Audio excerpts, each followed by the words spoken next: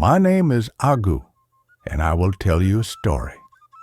A long time ago, in the village of Udo, where the ancestors watched over their children and the strength of a man was judged by how many men he could throw down in a wrestling match, there lived a man named Obika.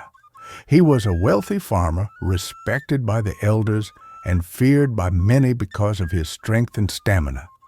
But beneath his respected appearance, he carried a dark secret, one that would bring ruin upon his household. Obika had a twisted desire for his own blood. His young nieces, the daughters of his late brothers, who had died during a war with a neighboring town. He always crept into their huts at night to abuse them. He thought no one would ever find out, and his wealth made him believe he was untouchable.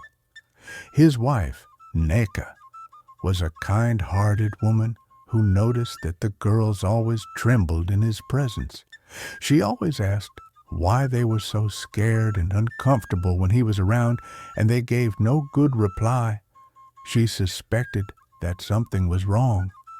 One night, when Obika thought everyone was asleep, he crept into their huts as usual, but this time Neka followed him silently. What she saw made her blood run cold. Her suspicions were true.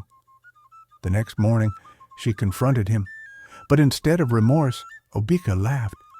"A woman has no voice in a man's house," he scoffed. But Neka was not a woman to be silenced. She ran to the village elders, but some turned a blind eye, fearing Obika's power. Neka had to run to the chief priest herself and report the situation.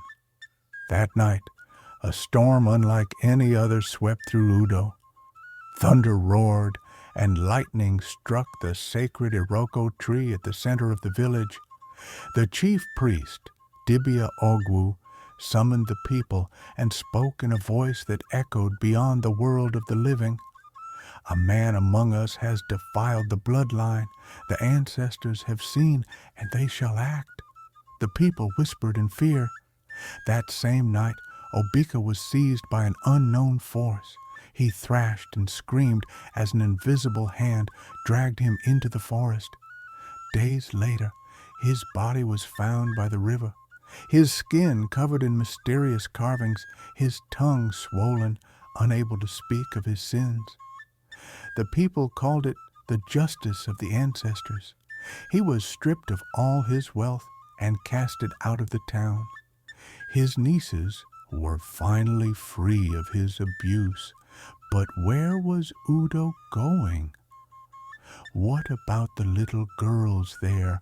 Are they free? Are they safe? Only the gods know.